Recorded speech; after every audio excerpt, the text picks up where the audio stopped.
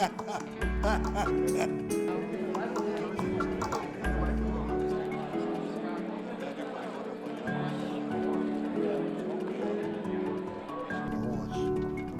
this is no horse. That's my.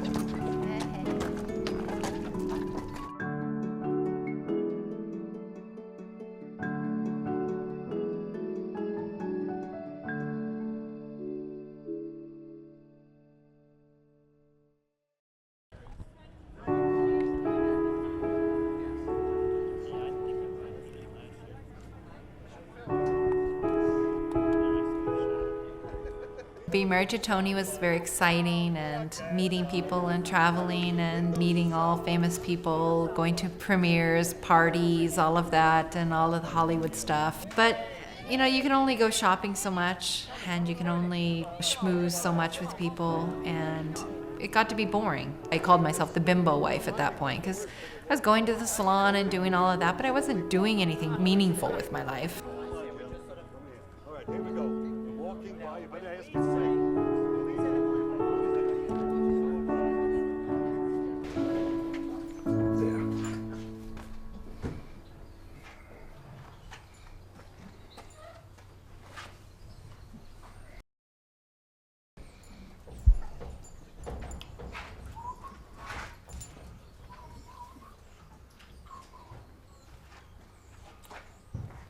Next!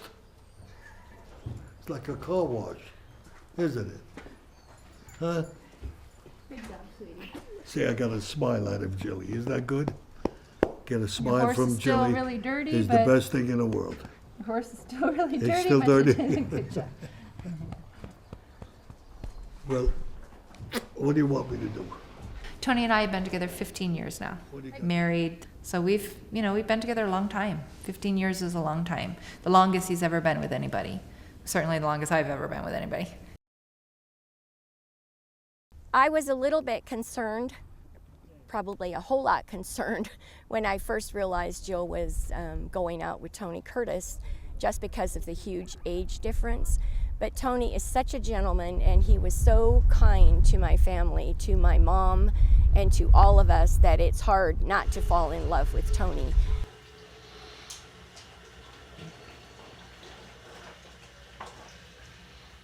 I love art. I took a lot of art history classes and things, so I know a lot about art, and Tony's an artist, and I like to draw, and so we do have a lot in common in that way. I think we're both artistic, maybe different ways, but we do have a lot in common. I love you, Jilly. Love to me is loving the person that's inside, whatever age, and we're all going to be older at some point in our lives. It's the human condition, and I think you just love the person. You love the soul that's inside that person, and it doesn't matter what they have or how old or young or what they look like. Everyone's a person. Everybody wants to be loved and have friends and be surrounded with people that they love and have a secure place to live their lives. And I think that's what Tony and I have found together. Tony's a very, very sensitive person and can be extremely insecure. And I think with me, maybe he found some security because we always did things together. I never would have left him at home to go out and do anything. And, a lot of people that Tony had been with did. When I met Tony, I was teaching students. I had a riding school in San Diego with my sister. She was my partner. Jill operated Briarwood Riding School in her early 20s, and I became an assistant trainer to her. And then actually when she met Tony and got married, she moved up to LA, and I took over the business. One of the weekends I had gone up to see Tony. I was supposed to go home on Monday, and Sunday night Tony said, "Please don't go, stay here with me." And I said, okay. I just did, and brought my dog up and moved in, and we've been together ever since. LA can be a very difficult place, especially in that Hollywood crowd. It's very destructive and not the nicest people, and just everyone's competing. There's a lot of competition of who's more famous or who's this or who's that, and I think Tony was ready to get out of there, and that's just not real. You can only put up with it so much.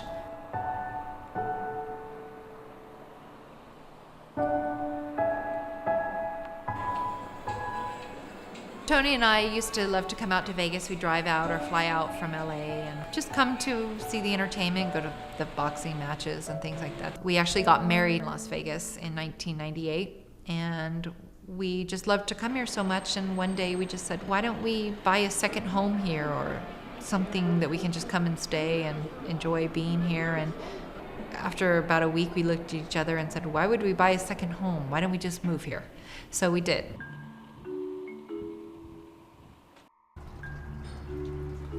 That's Las Vegas.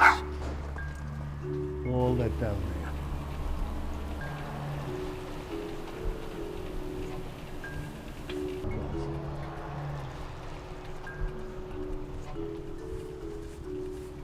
there. It gives you a little bit of an idea of what living here is like. You have the mountain living, the desert, and yet at the same time, it's a workable environment. You know, it has some qualities that make it very appealing for everybody, the showgirls.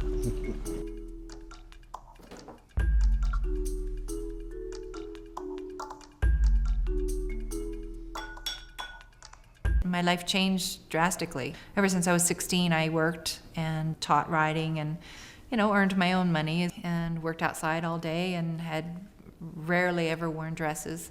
Certainly never wore very high heels. And then I met Tony, and I was able to develop a different way. I did all of that, the salon, my nails, my hair, all the time, and I enjoyed it. It was a different lifestyle than I had ever lived.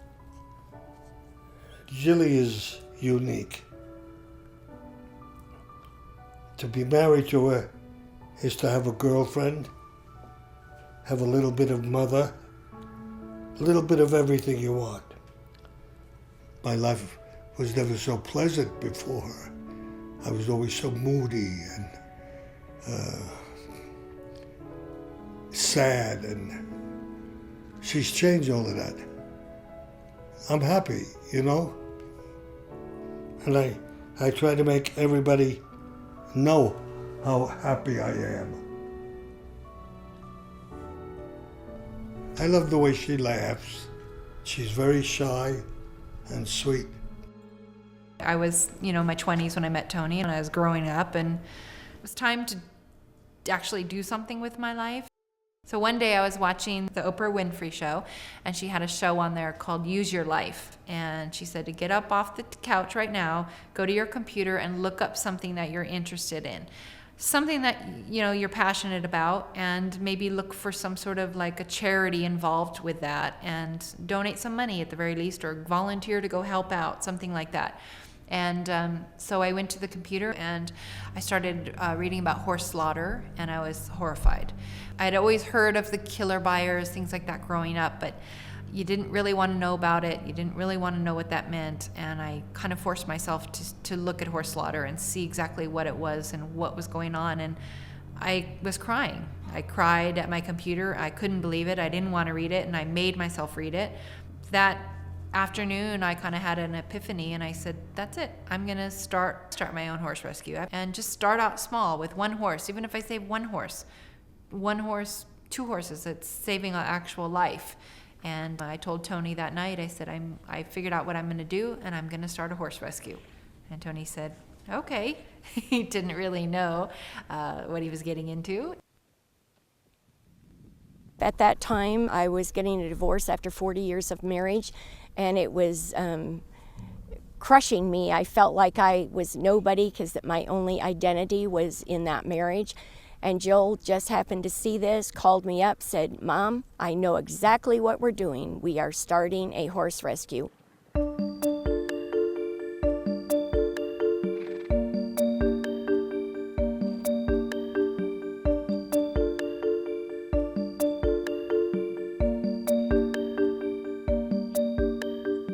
My mom at the time was going to have to move with me because she was by herself. So she came out here and that's how she got involved. She got drug along and she became involved too. We always called her Bunky Duck. And the three of us went to the very first slaughter auction, did not know what we were doing. My mother ended up having to even drive the horse trailer while Jill and I were in the auction, and Bunky Duck had never driven a horse trailer before. So it was three crazy ladies trying to take care of horses. Only one of them knew what she was doing. The other two didn't, but we learned in a hurry. The word Shiloh means a place of peace in Hebrew, and I always thought that was a beautiful name. And right from the start, it's going to be Shiloh.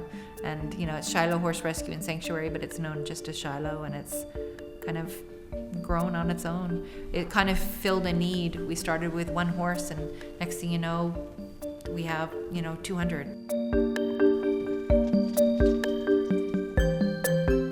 I run Angel Acres Horse Haven Rescue. We're located in Glenville, Pennsylvania, and I established Angel Acres in 2004, January of 2004, and I rescue slaughter-bound thoroughbreds.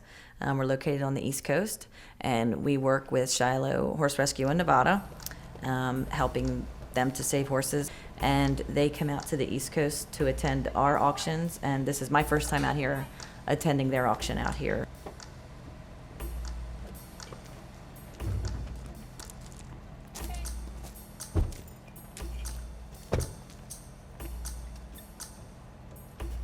So we're getting ready to go to the Cedar City auction in Utah. It's an auction that we go to, it's every month, and we usually go every month. Save slaughter-bound horses from there. And there's killer buyers at the auction every month, and they get a lot of the horses and ship them off to slaughter. So we usually go and we outbid the killer and bring the horses back home to Shiloh.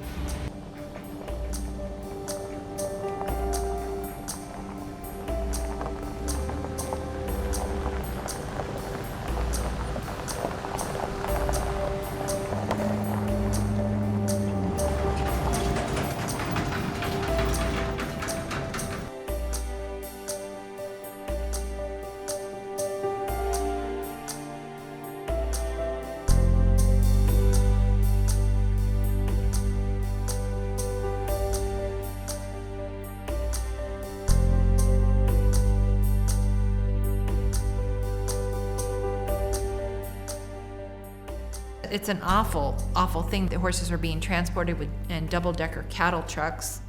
There'd be 60 horses in a cattle truck. They're not even built for horses, and the floors would fall down onto the horses below, and babies would be shoved in with stallions. There'd be fights, eyes gouged out, broken legs. Horses would arrive at the slaughterhouse trampled, dead, and it's very, very inhumane. And just the lack of dignity that these horses are afforded, even at the slaughter auctions, it's just disgusting.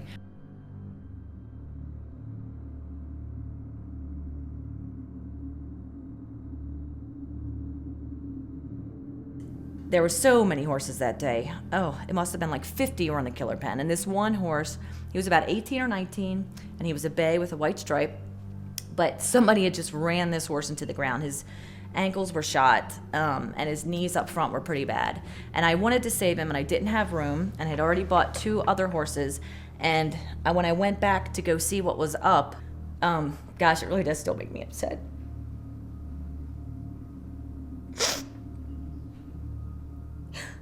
Jeez, I don't even know if I can say it. He put his head over the fence and just looked right at me. And I couldn't save him. That was the absolute most emotional thing, was that one I couldn't save. And it still haunts me, and that was 3 or 4 years ago. And I know he ended up for slaughter, and he was a nice horse, but I couldn't save him.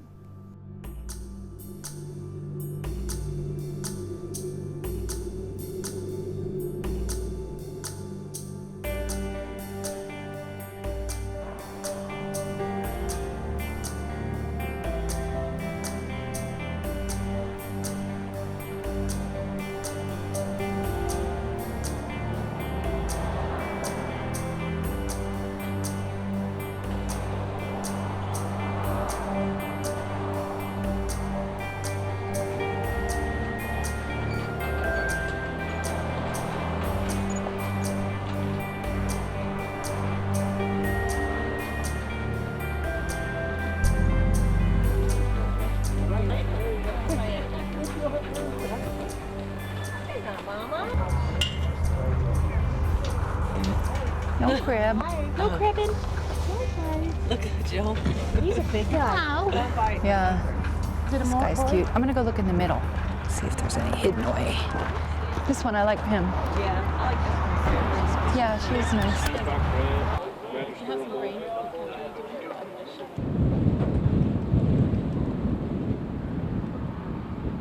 Why is it bred?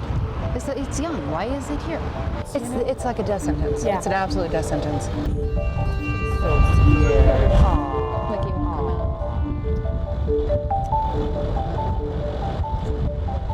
It's so irresponsible. It's sick. This is the thing with slaughter. They have this outlet. Yeah. So they don't care. Yeah. There is no responsibility. There is no reason to gild. Why? What does it matter? Oh, look, it's corn. We'll just dump it. It's What does it matter? We don't care who gets it. You know, it doesn't matter. This is a little baby. Hey! Look how beat up he is. I mean, he has no chance. You know, there's no food, no water, no shelter. Some of these horses have been here all night. Some of the ones, and when it's in the summer, when it's 100 degrees, there's no food, They no still don't water. get food or water at all? We've come in the winter and horses are shaking, shivering with cold because it's so cold. And they're just standing there, and they've been there all night. We're gonna have to get that little baby. Yeah. But you know, then when we get the baby, then we have to let one of the other ones go. What happened to it? Look at his brand. I know. Is that what that is? Yeah, homemade brand. Oh, for God's sake. All scarred, burned in there. It's crusty and healing, and it's horrible. Why brand it? You're sending it to slaughter.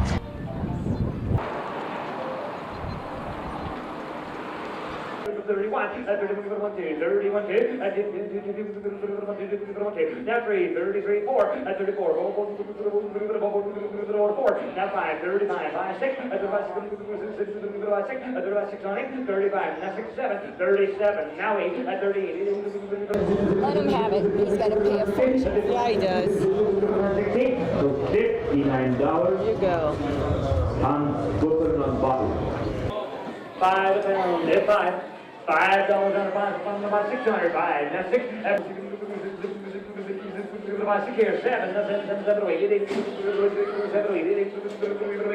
That's 7. Now 8. $8.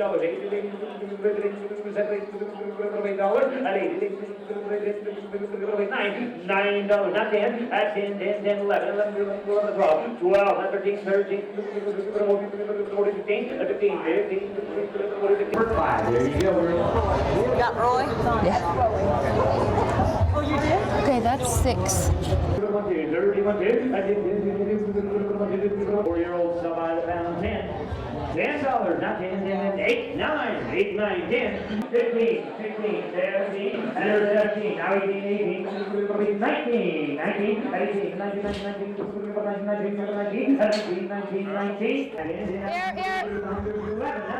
19, 19, that's 20, that's 20, but you get him, 25, so $20, buyer number 5 by the head, $20, buyer number 5 by the head.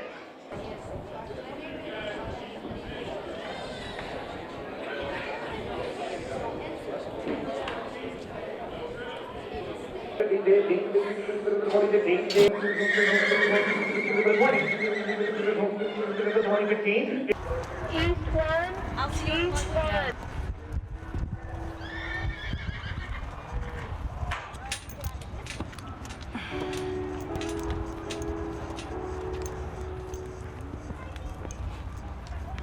Let me go in. Hang on. Come here, Roy. Good boy. Come on. Let's get behind him, Sally. Come on, Roy. Put the whip down. Put the whip down. Put the whip down. Come on. Step up. Step up. Step up. Come on. Here. Just switch. Just hold him. Damn. Let me go through. Come on, babe. Boy. Step up. Good boy. Good boy. Step up. Come on. Let's go, Roy. Let's go, Roy. Good boy, Roy. Come on. It's all right. Your friend's in there? Come on, let's go. Step up. Step up. Good boy. Good boy. Come on, Roy. Good boy, Roy. Oh. Whew. Man, I had to get out of the way fast on that one.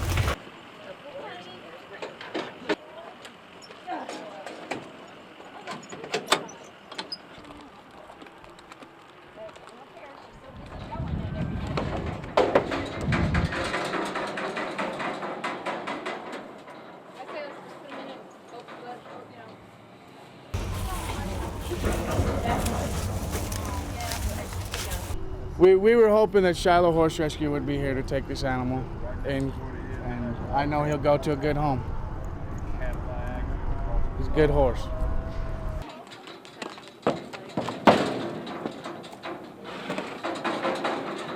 And how do you feel about the slaughterhouses? I don't have anything to say bad about them. I mean, a crippled horse goes for dog food. Feed your dog. It's better to go and be put to good use. Pets need food too. How come you brought him to the slaughter auction? Let me take him. It's gonna go to the killers. It was me and the killers. Well, we brought him here because we knew these people were here. A good kid's horse like that, what they said, it was a good kid's horse, give it to a family. Give it to a family that's looking for a horse. We get them all the time that come to us. Put your horse to sleep. Yep. Put your horse to sleep humanely. It's a lot better than going to the slaughterhouse in Mexico, getting cut with a knife, you know, or hit in the head with a captive bolt 3 times. I mean, put your horse to sleep. They want to come and make the last little bit of money they can make off their horses. $100 probably he put into his pocket for that horse that he said he cared about so much. If he cared about it, he would have spent that $100 towards putting it to sleep humanely. You know, it's over in 5 seconds. That horse would be gone and it would be quiet and dignified. Sends it here to go to the slaughter auction, and he has the nerve to come and act like he's concerned about the horse. Oh, please.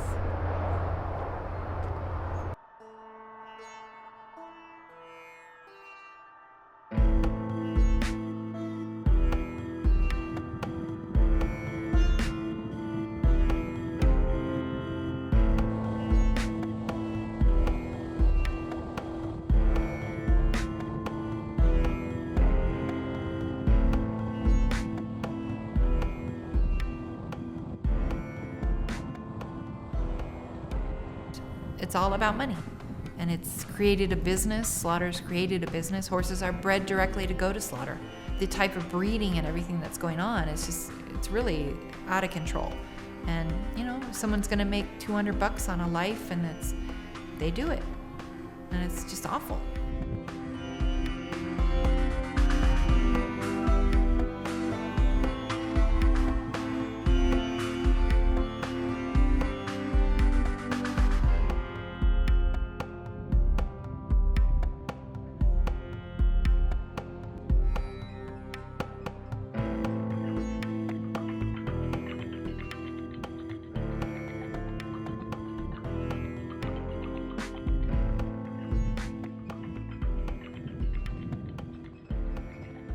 Marilyn Monroe was a perfect example of it. When she started in movies, everybody thought she was a ding-dong. She had that, So she was very intelligent. She was a brilliant actress. In '49 we met. The guys in the writing department, which were up on a balcony, all of the guys would come out and look at her. She wore see-through blouses then. She was a piece of work. Her hair was kind of red, wasn't blonde yet. Well, when I saw her, I leaped into my car and drove to the gate. And she turned around and looked at me and looked at my car. Said, okay. Whoa! She got in the car. We drove into Hollywood. I'll never forget this stuff. I forget a lot of stuff, but never this. I took the rear view mirror and twisted it a little bit so I could see her a little more. And I twisted it down so I got to see a little bit of the legs. Oh, I was so bad. I should have had a little mirror in my head to tell me what, but never mind. We drove into town. I asked her if I could call her. She said that'd be okay, and she gave me the number of where she was staying. I think it was a a hotel, but she had a little apartment in it. So 27 minutes later, I called her. Made a date with her for the next night. And we hung out together for 4 months. Marilyn had a very nice behavior when she was quiet. When she was not a professional, there was another person. And you could tell the difference between the two. You could tell the difference with Jill in the same way. When she's home, she's very quiet, very subdued in a way. But when she gets out in the company, she has another personality. And at night at home, she has another personality. So they're very similar. Both are very beautiful. Both are very kind and sweet. After that, Jilly takes over. You know, the baby's head wounds opened up. His eye. Yeah, it's bigger, much bigger now. It's open? Well, it's much bigger. I think it was a flap. It's a flap now.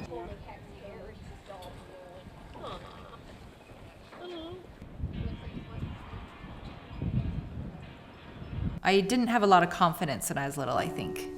I think probably because I was very shy, and I still am, but learned to get over it a little bit. But I always thought I looked like a boy. That's my thing, I look like a boy. Because when I was little, I had short hair like this, and people mistook me for a boy when I was very, very young. So ever since then, I've been very nervous about looking like a boy. So I do remember one day my father came to me and said, "Jill, do you think that Marilyn Monroe was beautiful?" And I said, "Of course, everybody knows that. Of course she was." And he said, "Well, she didn't think she was.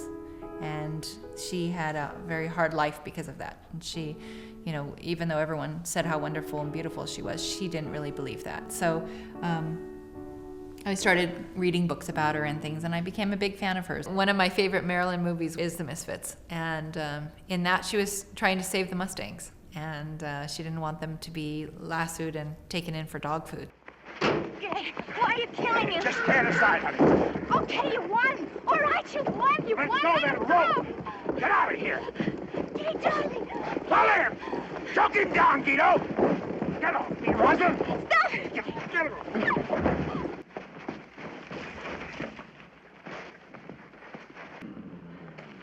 How much you want for him?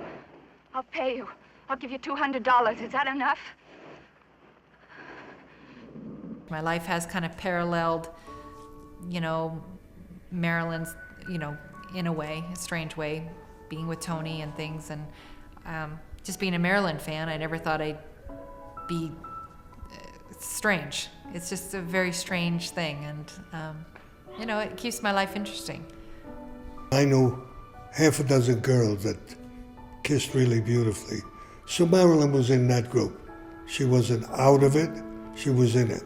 But nobody kisses like Jill.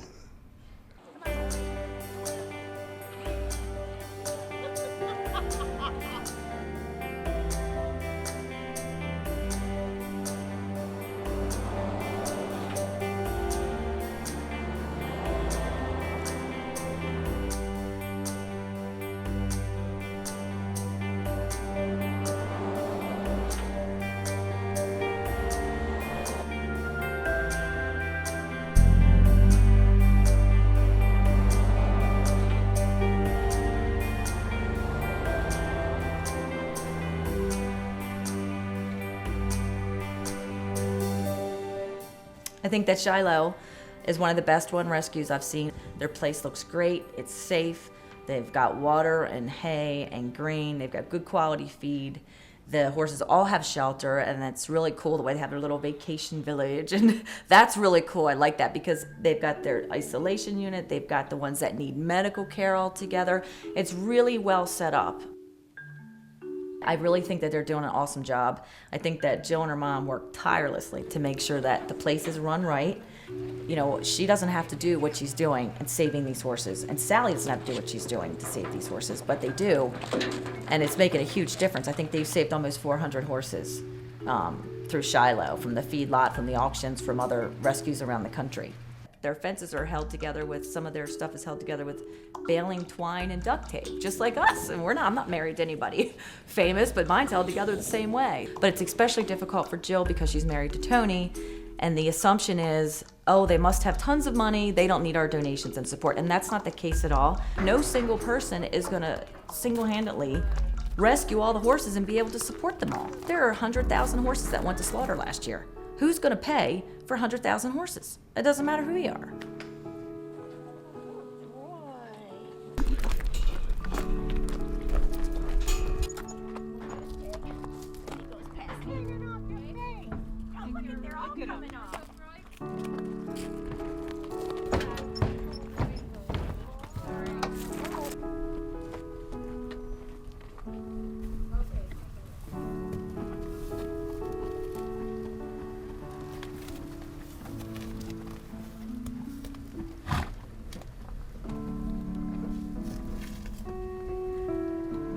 Not only did I want to do horse rescue and save horses, I also think that people can make a difference, and I wanted to offer our support, Tony and our support of the American Horse Slaughter Prevention Act, which will stop horse slaughter in the United States, transport of horses for slaughter across the borders, and it's very important. It needs to pass. And a few years ago, I read an article about Bo Derek, that she had gone to Washington, was working with congressmen and senators to try to get the bill passed. One day I got her number, and one good thing being married to Tony, you're able to do that. And I was able to call her, and I asked who I should call in Washington and offer our help. And she told me about the Horse Protection Coalition and Chris Hyde, and I called him up and said that Tony and I are very willing to come, pay our own way, and come there and do what we can, walk the halls and talk to people and meet people, and so we did.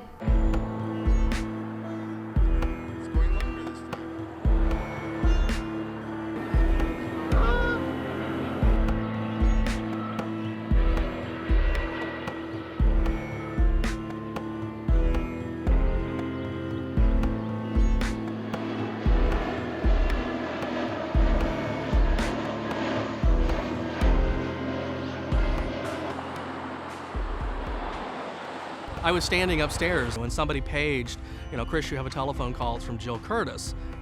And then they said, the wife of actor Tony Curtis, and I was like, oh God, that's incredible. So I'm trying to run through the office to get to my phone, because I thought this is incredible, to have a legend and his wife wanting, to talk about horse slaughter. And she told me about Shiloh, her rescue, that at that point was fairly new, for her and everything that she was doing. And to me, Jill was kind of the perfect person. For this. Not only did she obviously have the celebrity with Tony, but she had hands-on work, saving horses, making an actual difference, and that's phenomenal.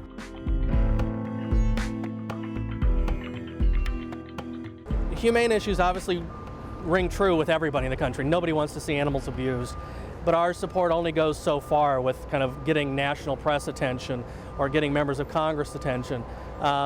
When you bring somebody of Tony Curtis's stature, just as an American icon, and he is a true legend, and doing that and coming to Washington, it opens the doors. It got us more national press. It wasn't just a bunch of people that love animals. It was, a celebrity coming to town who loves animals, can get the press, can reach more public than I necessarily could reach on my own. They weren't sure what I was doing there. And when they found out that I was there with Jill for horses, their question was, what do you know about horses? I said, I don't have to know anything about horses. I love them. They're so American. Where would America be without horses? But when I got in the movies, I never had a horse till when I'd work on a picture. When I got on the horse, the stuntman slapped the horse on the ass, and he took off with me on him. I could have been killed, but I never was. I never was hurt. I always felt the horse knew that I wasn't as good a rider, and so he didn't give everything. You couldn't stop the horse from being a horse and knowing who was on his back.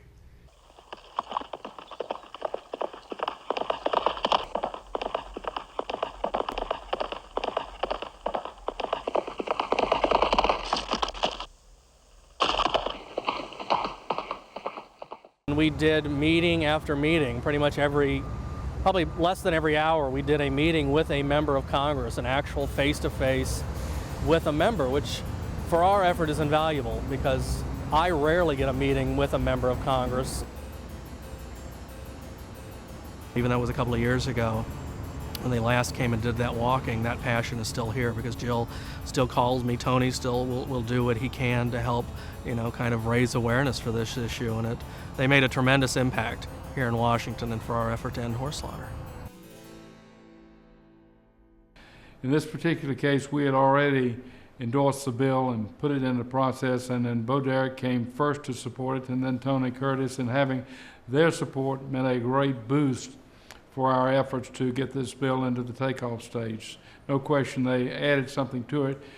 Number one, because their sentiment was genuine. They too had worked with and lived with and ridden horses. And number two, because they really hadn't been hired for this role. They're entertainers, but they came forth naturally and of their own volition. That made a great deal of difference. So many people don't know this is happening. I didn't until about a month ago. Horses give us so much. They win our hearts. But many end up being butchered and eaten. Now, people in other countries think this is okay, but most Americans don't. That's why this practice has to stop, and why we must support the legislation to stop this by law.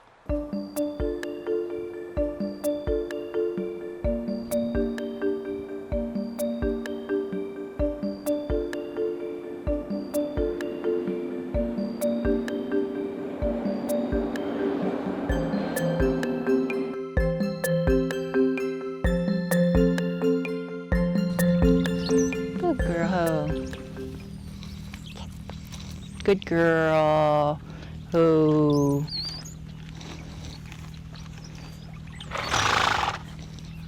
She needs a fly mask too.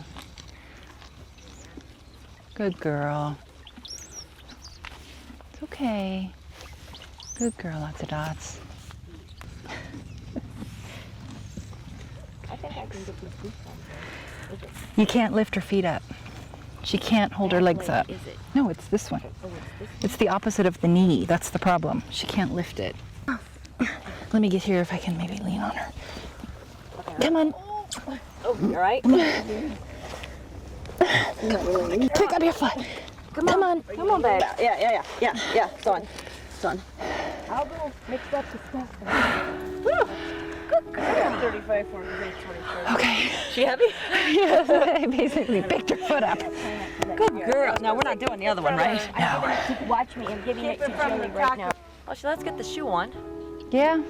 I couldn't get her foot up at all the other day. I mean, I couldn't get it up at all, so that's at least good that. Yeah. And she's eating, which is a very good sign. When horses don't eat, that means they kind of given up, and she's not giving up. So as long as she has, quality of life and wants to eat and be with her friends and can get around enough to, we let her, she'll tell us when it's time. Yeah, you'll know. I think it's going to be sooner than we'd like, but at least she won't be in pain. We'll keep her pain-free as much as we can.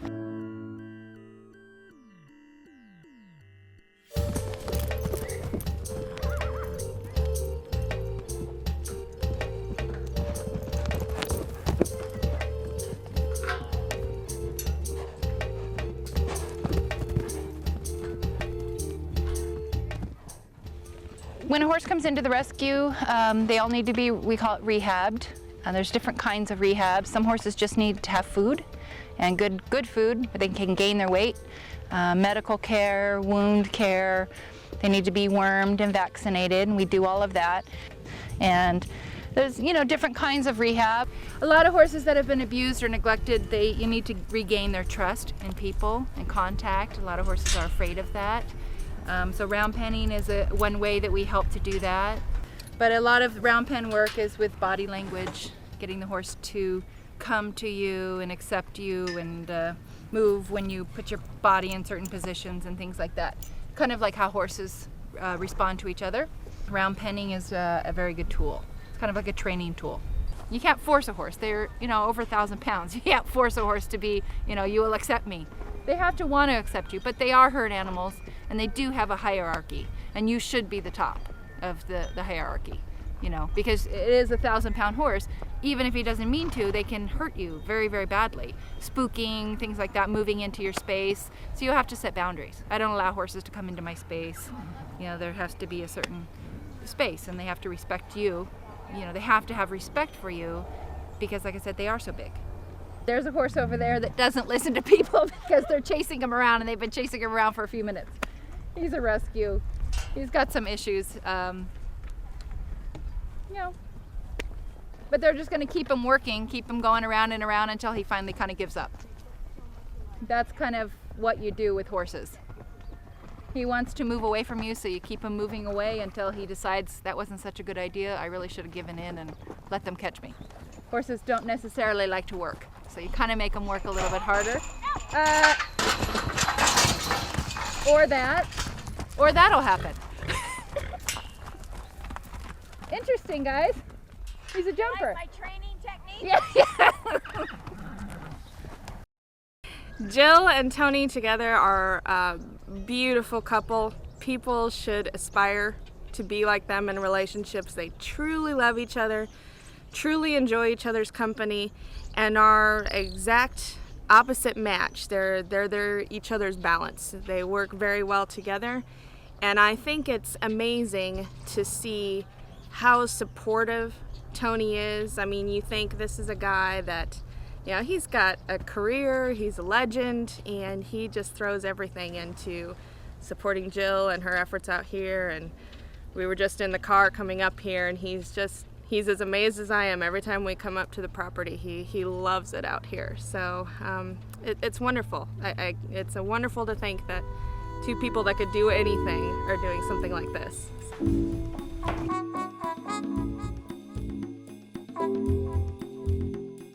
Anything I can do to help Chile. There are many places that I make donations. I give paintings, and a portion of that money that they collect, they give to Shiloh.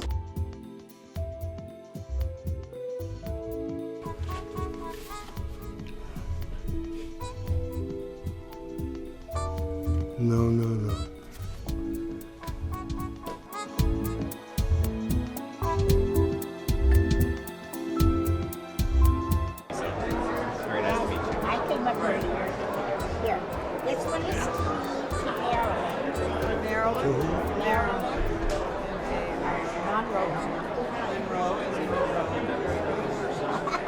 We're at the Burbank Convention.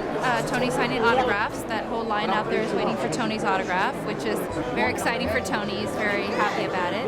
And while we're here, we're having a problem at the ranch. Lots of Dots is not doing well, and we're very concerned about her. She's got a very bad leg, and she's very crippled, and she's just not doing well, going downhill. So I think at the beginning of the week when I get home, she's going to have to be put to sleep. So I'm very sad about that. I didn't sleep at all last night because I'm worried, and I feel guilty that I'm here and I'm not taking care of her. Although we have wonderful people there caring for her, and I talk to them on the phone every couple hours, and they're medicating her and everything. But you know, it's hard. I feel kind of guilty that I'm here. Sometimes it's weird being married to Tony and also running Shiloh. We've run into people where they say you don't need donations for your charity because of Tony, and you know, that's not true. We never made the kind of money that they make today in film, 21 million or 12 million, and we made $500 a week, maybe $1,500 a week, maybe $2,000 a week.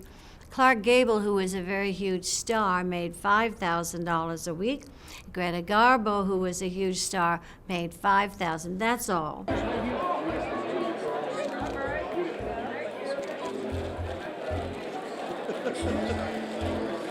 Being married to a movie star or someone famous, it's probably a lot like being married to anyone else, really. You know, in your very private life, it's basically the same. It's just a regular marriage like everyone else.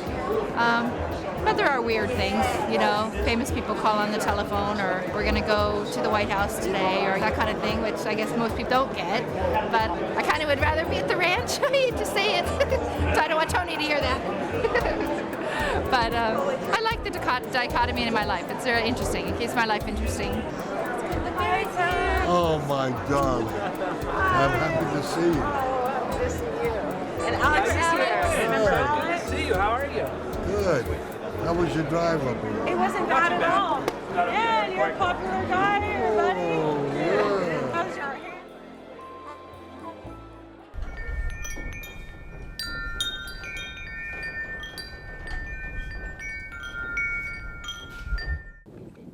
Problem is she has a hard time laying down because of her legs.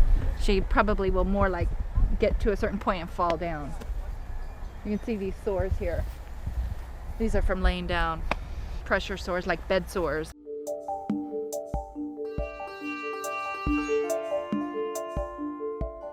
Look. What is it? Look. Look at Charlie, Tony. Oh my gosh, Charlie is a troublemaker. Look. Go, Charlie. Run, Charlie.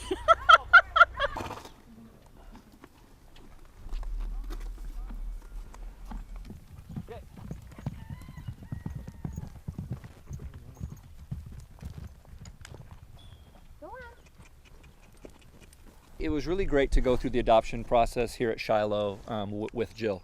The great thing was we had spent some time out here volunteering, really to get used to the horses and to really, as a lot of times she likes to say, allow the horse to pick you.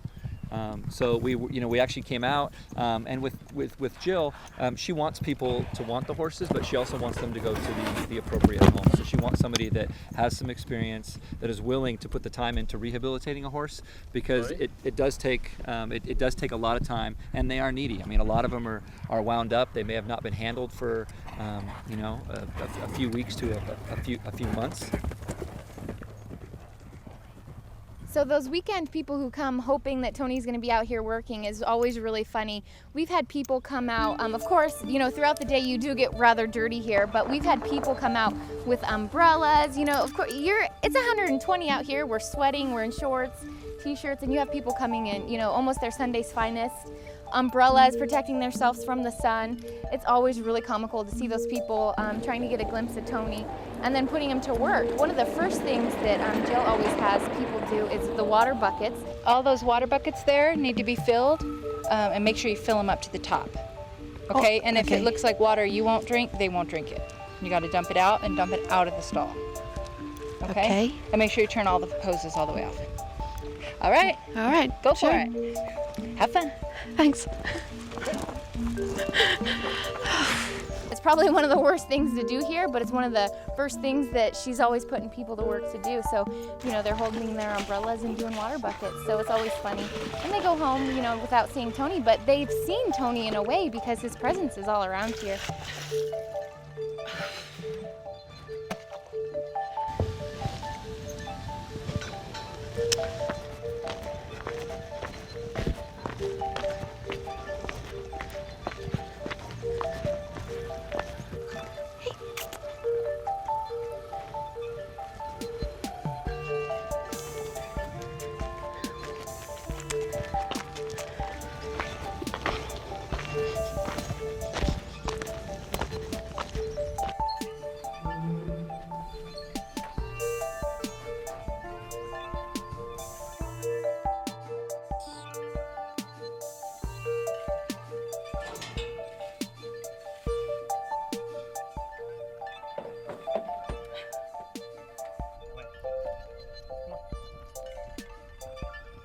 This is actually his first time in the round pen.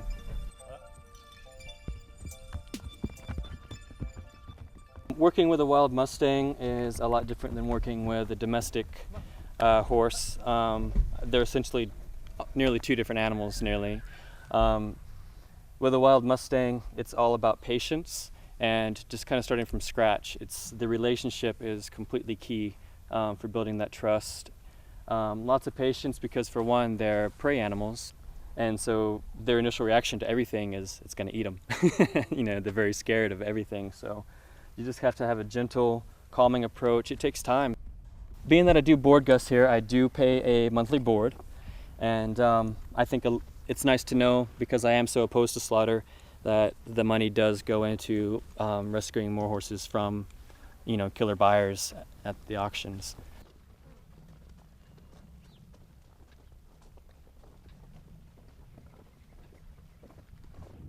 my life's much more meaningful. I don't go shopping anymore. When I do, it's when we're traveling, when I have a second to actually go shopping. And even now, when I go shopping, a pair of shoes, like I used to buy 4 or 5 at a time, pairs of expensive shoes, and now I think that one pair of shoes is 3 slaughter horses that I could save, or this many bags of feed, or I'd rather spend that on something with the horses. So it's really changed my thinking, which I think is for the better.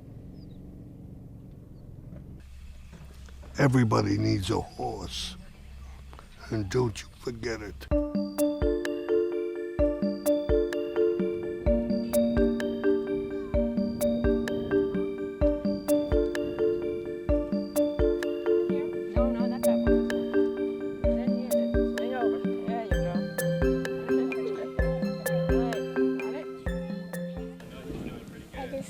Riding.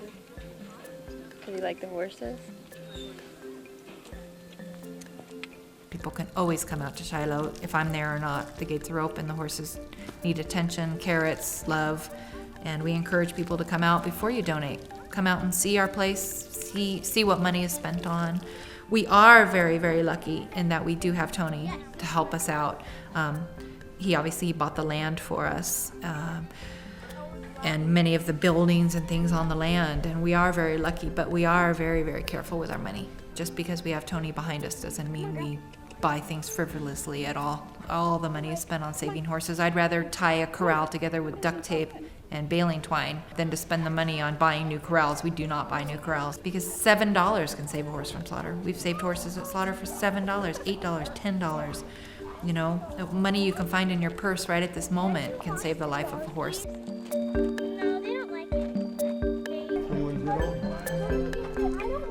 Hello. Is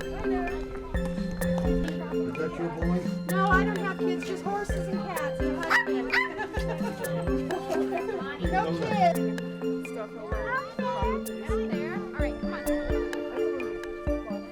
If we didn't have Tony, we wouldn't have been able to save the 400 horses that we've saved, and we wouldn't have the ranch. So, we'd be very, very small. Okay, I'm going to get you some. We won't have any children, so it means a lot to Jilly. It was her idea from the beginning. And she's such an intelligent woman, and so giving, and so caring. Come here, buddy. I'm just so excited. I'm happy to see you. You look so good as well. Do I? Yeah. Looking good is the best revenge. You know that. All the years that I've been around movies, I always knew that. Mm-hmm. Looking good is the best revenge.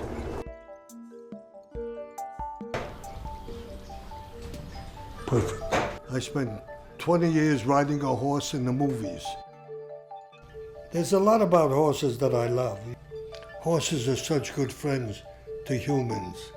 People love them. They love to ride them. They're a perfect size. In the history of man, horses were very important. There's a big guy. John Wayne would have come about here.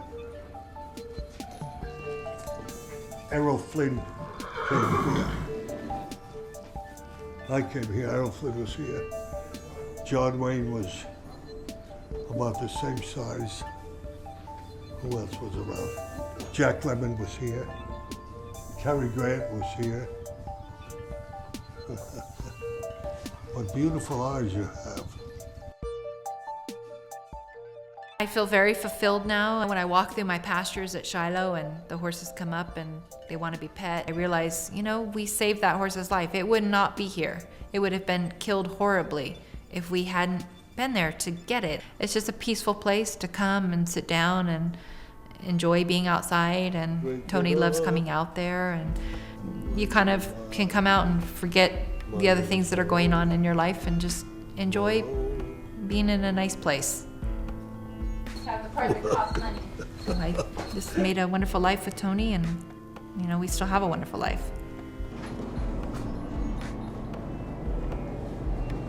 Julie.